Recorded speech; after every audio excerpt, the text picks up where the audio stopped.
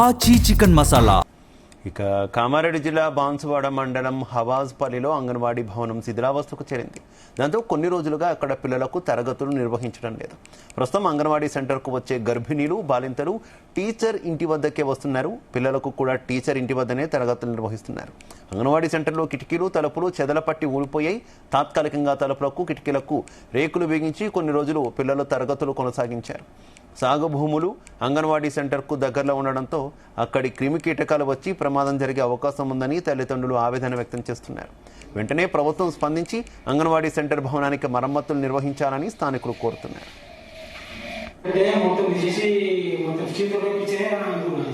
మాకు ఇక్కడ స్కూల్ దగ్గర బాగా ప్రాబ్లం ఉంది. మాకు ముఖ్యంగా నీళ్ళేవాడ, నీళ్ళు తాగడానికి అసలు లేదు పిల్లలకి. మాకు స్కూల్ డోర్ లేదు సార్, కిటికీలు లేవు సార్. ఆడ పంపించాలంటే బాగా భయం వేస్తుంది. బాత్రూమ్ లేదు సార్, ఆడ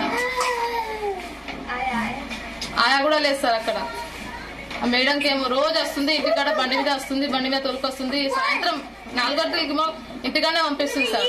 పిల్లల్ని జాగ్రత్తగా పంపిస్తుంది ఇంటికాడనే. మరమ్మత్తు చేయించండి ప్లీజ్. మా పిల్లలకి సౌకర్యం బాగా కల్పించండి సార్. పిల్లలకి చిన్నపిల్లలు సార్ చూడండి ఒకసారి, చిన్నపిల్లలు బాగా ఇబ్బంది అవుతుంది సార్. ముఖ్యంగా నీళ్లు, బాత్రూమ్ డోర్ ఆ చుట్టుపక్కల అయితే మంచిగా లేదు సార్. ప్లీజ్ మా కోసం రిక్వెస్ట్ చేయండి, చిన్నపిల్లల కోసం.